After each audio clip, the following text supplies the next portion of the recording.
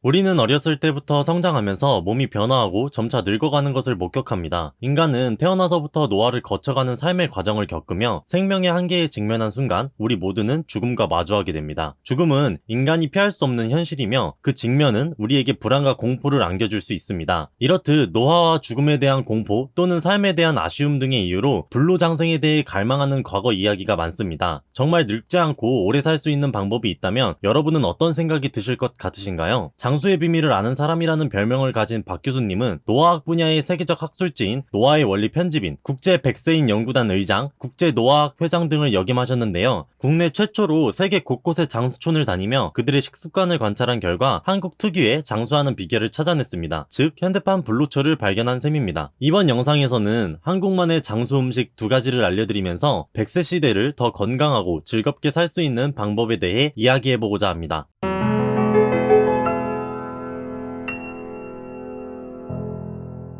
첫 번째는 들깻잎입니다. 국내 최고 장수 지역인 구례, 곡성, 순창, 담양 등의 장수마을 주민들의 들깻잎 소비량은 다른 지역에 비해 훨씬 많았다고 합니다. 깻잎에는 생리활성 물질인 베타카로틴, 안토시아닌, 로즈마린산이 풍부해 항염, 항균, 항암 효과에 뛰어난데요. 여기서 말하는 생리활성 물질은 식물체가 자신을 보호하기 위해 만든 물질로 체내 면역력을 높이고 혈액 속 콜레스테롤을 낮춰 심장질환 및 각종 암을 예방합니다. 베타카로틴은 강력한 항산화제로 체내 흡수된 후 비타민 A로 전환되는데 항암, 항노화에 도움을 줍니다. 또한 들깻잎에 함유된 로즈마린산과 루테올린은 멜라닌 색소를 억제해 미백 효과와 기미, 주근깨 예방에 도움을 주는데요. 로즈마린산은 뇌신경을 보호하는 작용을 해 치매 예방에도 효과가 있으며 루테올린의 경우 기침, 콧물, 재채기 등의 증상을 완화하는 염증 완화와 항알레르기에도 효과가 있습니다. 이뿐만 아니라 깻잎 안에 있는 식물 화합물 파이톨이라는 성분이 암세포만 제거하는 데 효과가 있어 암 예방에 도움을 주며 들깻잎의 엽록소 성분에는 식이섬유가 풍부해 장 운동을 활발하게 하여 변비 예방 및 소화 작용에 도움을 줍니다. 칼슘과 비타민 K도 풍부하게 함유되어 있기 때문에 뼈 건강에도 좋습니다. 오메가3 폭탄이라고도 불리우는 들깨는 보통 오메가3가 풍부하다고 알려진 등푸른 생선이나 연어, 참치보다 실제 오메가3 함량이 약 6배 높게 함유되어 있는데요. 오메가3는 혈관의 건강을 향상시킴으로써 혈압을 낮추는 효과가 있으며 트리글리세라이드, 나쁜 콜레스테롤 등을 낮춰 심장병 발병 위험을 감소시킬 수 있습니다. 들깨는 들기름, 들깨가루 등 다용도로 활용이 되는데요. 들기름과 들깨가루 또한 면역력 증가, 암의 자연 발생 억제 등의 효과가 있다는 점 참고 부탁드립니다. 두 번째는 발효식품입니다. 된장, 간장, 청국장, 김치 등이 이에 해당되는데요. 장수의 핵심 비결 중 하나인 비타민 B12 성분의 섭취는 주로 돼지고기, 소고기 등의 육식을 통해서 가능합니다. 하지만 우리나라 노년층의 경우 육류를 주식으로 하는 서양인들 대비 육류의 섭취량이 상대적으로 적은 편인 반면 혈중 비타민 B12 농도는 정상이었으며 서양인들보다도 높게 나왔다고 합니다. 이게 어떻게 된 일일까요? 정답은 발효식품에 있습니다. 2006년 미국 헬스 잡지가 뽑은 세계적인 건강식품 5가지 중 3가지가 발효식품이었는데요. 박 교수님은 연구 결과 원재료인 콩이나 두부, 야채 상태에서는 전혀 발견되지 않던 비타민 B12가 발효 과정에서 생성되는 것을 발견하셨습니다. 비타민 B12는 수용성 비타민의 하나로 혈액 속 적혈구의 생성, DNA 합성 등에 관여하는 필수 영양소입니다. 혈액 속 적혈구의 합성에 필요한 성분인 만큼 조혈 비타민이라고도 불리며 비타민 B12가 부족할 경우 빈혈, 위장질환, 무력감, 신경계 질환 등이 유발될 수 있습니다.